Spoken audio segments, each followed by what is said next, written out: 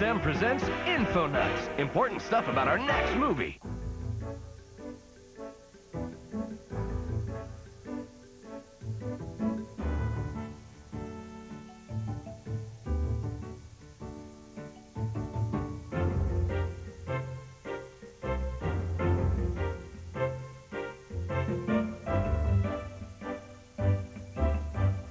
Coming up next on FXM.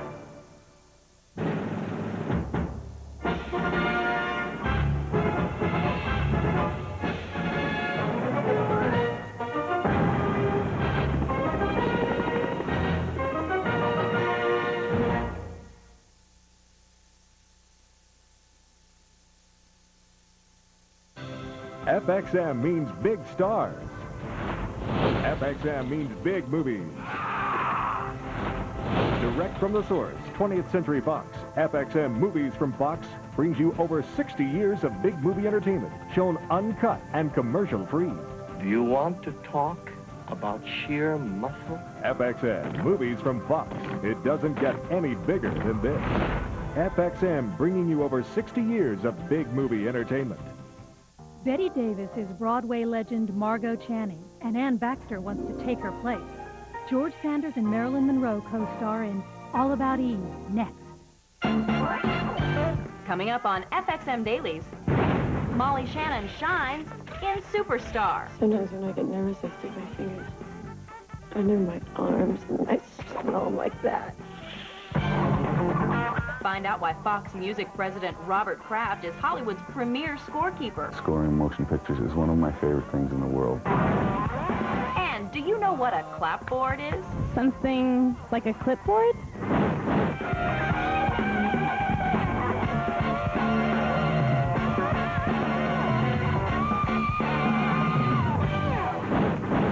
Hi, I'm Leanza Cornett, and this is FXM Dailies, your backstage pass to Hollywood. Looks like Molly Shannon's making a habit of bringing TV roles to the big screen. Next fall, she'll star opposite Jim Carrey as Betty Lou Who in The Grinch Who Stole Christmas. In the meantime, she reprises her Saturday Night Live character, Mary Catherine Gallagher, in Superstar. I had a really good time on our date last night. Shut up. Our favorite Catholic schoolgirl is on a mission to get a bona fide Hollywood-style kiss, and nothing less. Molly stressed the importance of indulging in romantic daydreams. When I was in high school, I was really like, I never had a boyfriend or anything. I just get obsessive crushes and longing for people that I couldn't have. And I always feel like people don't talk about that enough. And I always say still now to friends, crushes count. If you have a crush, it counts because it's your heart. Is that the prettiest girl in all of St. Monica's? All signs point to yes. Saturday Night Live pal Will Ferrell plays Sky Corrigan, the object of Mary Catherine's desire. It's a little different take on kind of the hunky guy, and I mean hunky. Instead of being the star quarterback of the football team, he's the best dancer in school. I call this one the peppermint. Enjoy. Having gone through 8 years of Catholic schools herself, Molly recalls precious moments spent with her holy superiors. I was very religious, and I used to pray with the nuns and get extra credit and go in their little, house after and pray, and you get extra credit and free orange juice. It is not tradition, but delivers a real superstar. I'll play those Rangers. I'm in. I'll play. I'll beat him. Mystery Alaska tells the story of a frozen little town whose residents consider themselves to be the best pond hockey players on the planet. So, prodigal son Hank Azaria courts the town's good graces by arranging a game between Team Mystery and the New York Rangers. Everybody here always says, on a pond, nobody beats us, right? You got a chance to prove it now. The screenplay is by David E. Kelly. Even after sweeping the Emmys, the prolific writer still feels anxious about putting his latest work on the line. You can't know. Everyone who writes sort of likes probably what they give birth to. And you sort of put it out there for other people's opinions, and eventually you get comfortable with it or you don't. Russell Crowe plays Mary McCormick's husband, who feels threatened by the reappearance of Hank Azaria, his wife's old flame. I went out with a girl for about 4 years who just every bloody boyfriend she'd ever had in her life was still a mate of hers, you know? And actually, I think it's a bit of a sickness, quite frankly, because, you know, if the relationship's over, it's over, all over Red Rover, you know, and then you've got to reset your priorities from that point on. And it used to annoy the piss out of me, actually. But it's funny because I'm a really good friend of hers now, too. Here's Burns working for a shot. He's gonna shoot. No, he passes the puck to Beach. The truth of the matter is, Jay, I ain't white, man. I'm black. New York City performance artist Danny Hawk wrote and stars in the Fox Searchlight release, White Boys. Danny says the film's humor is universal. Every young person growing up wants to be somebody else, is not happy where they live. They want what the other person has. The grass is always greener, as it were.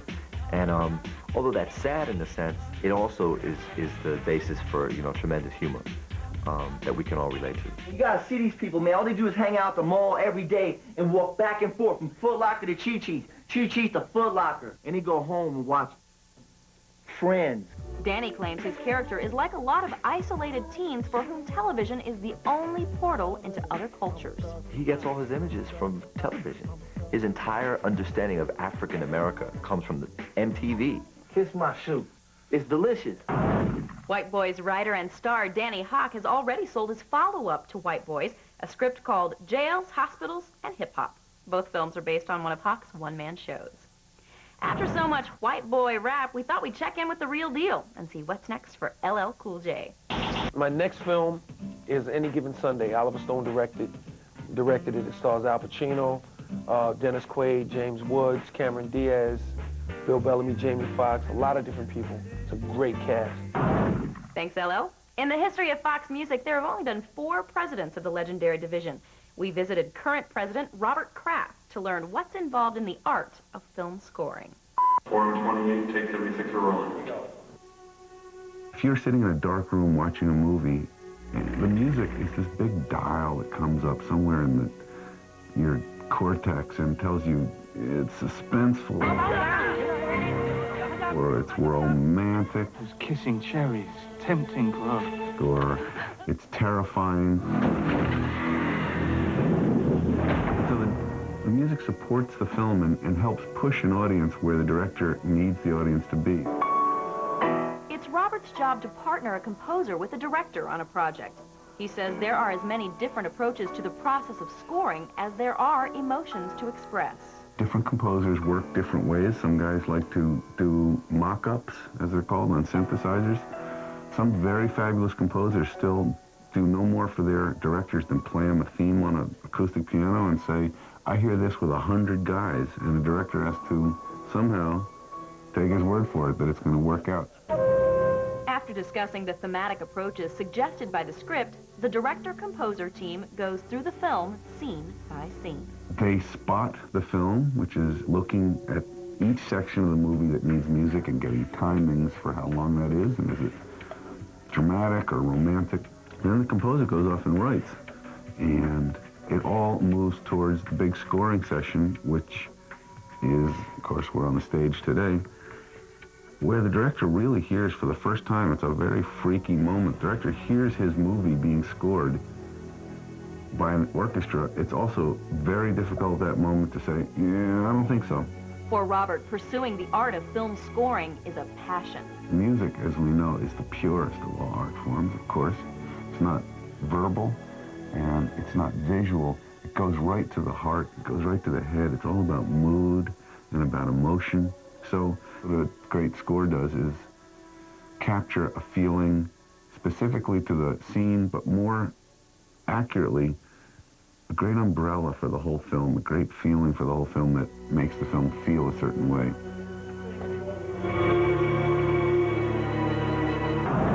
Shortly after Robert took over as president at Fox Music, he spearheaded the renovation of the scoring stage, rededicating it in 1997 as the Alfred Newman scoring stage, after the division's very first president. Since then, the state-of-the-art facility has been the busiest scoring stage in the industry. Okay, pop quiz. What's a clapboard? A what? Clip? Clapboard? I don't know. It's what they hold up to get applause. For the audience to clap when they're told to. Hence the name clap board. You ever seen those TV shows where, like, people clap and they make, you know what I mean, in the background, but you never see the people? They're not real people. It's a bunch of clapboards. Oh, a clapboard's the thing where they go... I don't know a clapboard. What it is. Some good guesses, but let's have acclaimed action director Rennie Harlan confirm the meaning of clapboard. It's a tool that we use to mark the shots. In the beginning of the shot, we shot it, and the sound of the clapping goes on the sound tape, and the visual of the board goes on film, and that way we identify where we have shots. Ah. Thanks, Rennie. Don't forget to look us up on the web at www.fxnetworks.com. Log on and find out about FXM, your favorite Fox movies, and more. So, how do you follow up a turn as Queen Amidala in the most anticipated film in decades? If you're Natalie Portman, you do a small, character-driven film opposite Susan Sarandon. Here's the first trailer for Anywhere But Here. Thanks for watching Hollywood's first movie network, FXM, Movies from Fox. For FXM Dailies, I'm Leanza Cornett. Mother made an amazing amount of noise when she ate her food. Sometimes I just couldn't stand her. I know what is best for you because I am your mother. I'm not going to see your future as some nothing girl in nothing town. I have a job teaching in the Los Angeles school system. You don't have a job in the Los Angeles school district. I have an interview and a great outfit.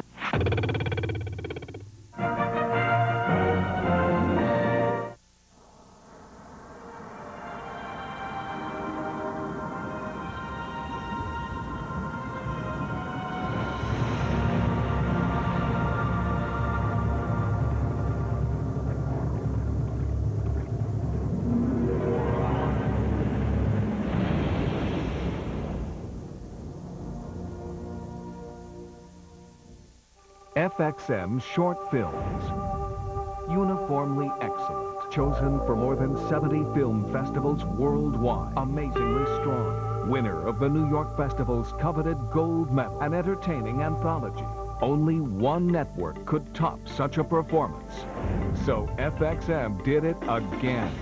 Roll camera. Action. With a new wave of short films from FXM. Movies from Fox.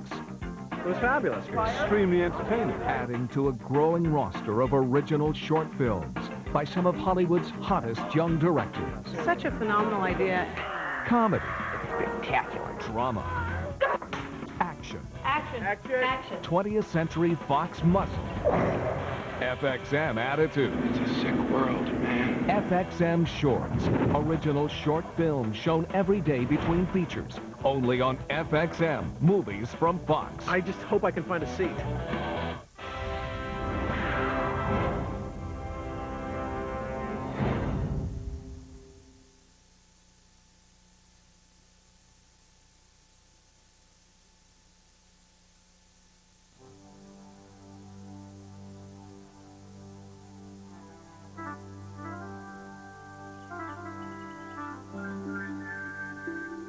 Once upon a time, in a deep, dark forest far, far away, a beautiful princess lay in a magical, death-like sleep.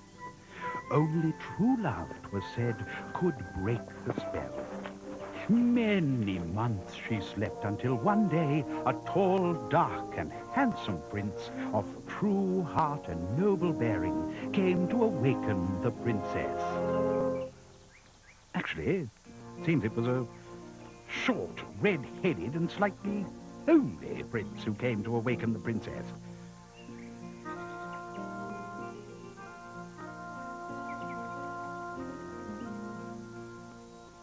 But it didn't matter because the coffin lid was stuck and he couldn't open it.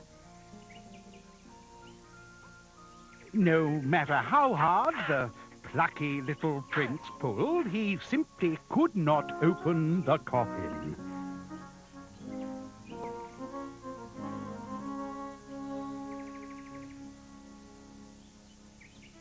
No matter how hard he pushed on the latch, his efforts were entirely in vain.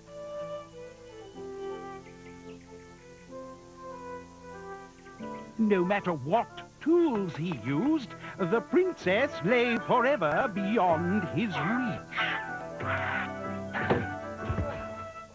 So the little prince bravely gave up and went home. But first he tried again, writing a note to the soundly sleeping princess, asking her to jiggle the latch from inside the coffin. But he was unable to awaken her from her magical death-like sleep. Death-like! So he gave up and went away. All right then, fine. The prince searched through his bag and found a list of magic words.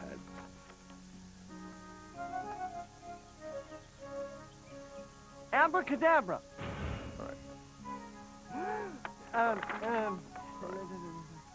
Shazam! But they were the wrong words, so he went away. Open sesame. And even when they were the right words, they didn't work. Open sesame? No matter how many times he said them.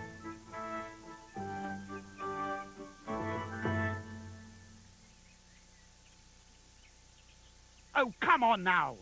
No, enough!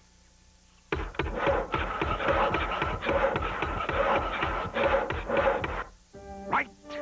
So the relentless little fellow worked and built a huge machine to smash the latch and open the coffin.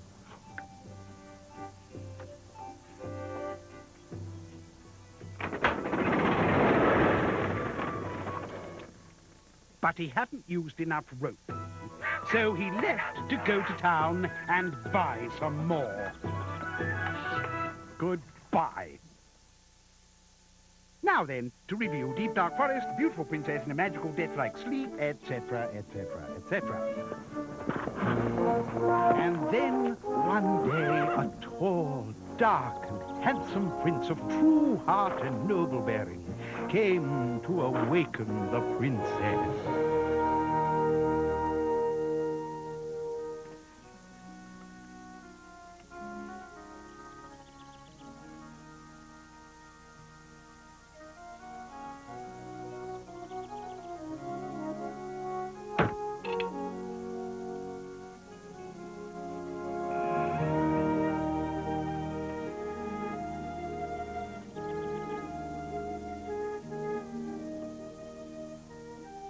At the touch of his lips, the princess awakened from the spell and looked into the eyes of her true love. And they lived happily ever after. No. Wait. No, we've just finished. All right. The first prince comes and sees she's gone and leaves. Go on. Go on. You're ruining it. Not the apple. No.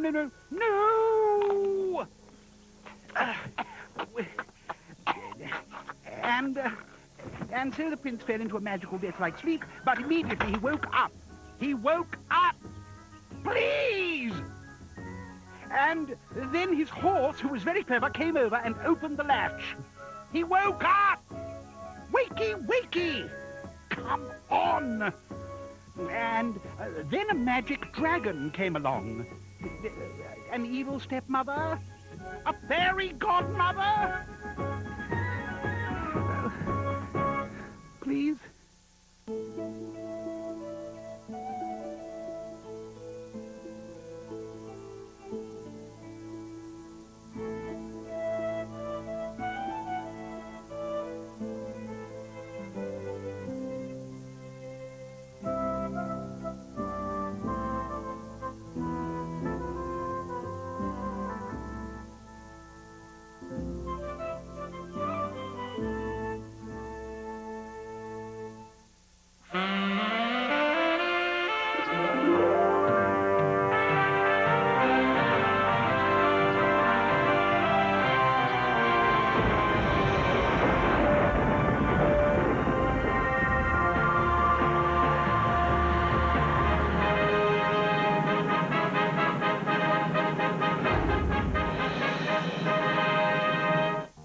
Davis is Broadway legend Margot Channing, and Ann Baxter wants to take her place.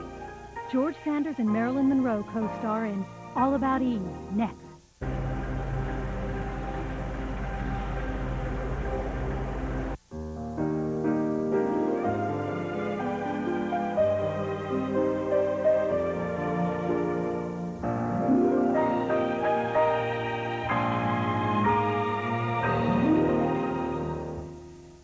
FXM presents Info Nuts, important stuff about our next movie.